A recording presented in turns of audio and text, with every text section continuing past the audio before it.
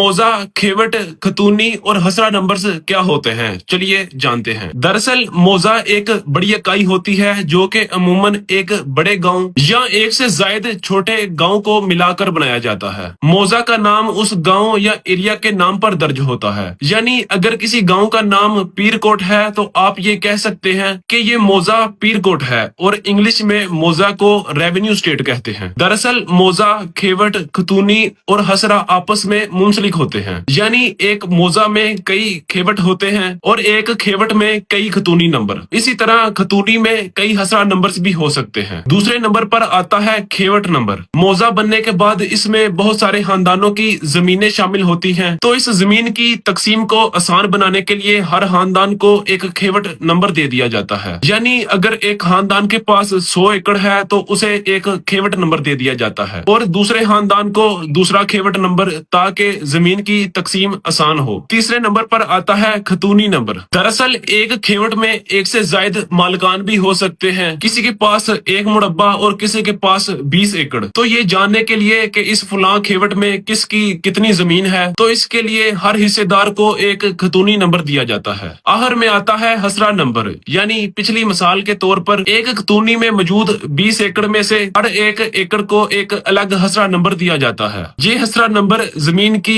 लेन then के बावजूद भी तब्दील नहीं होता।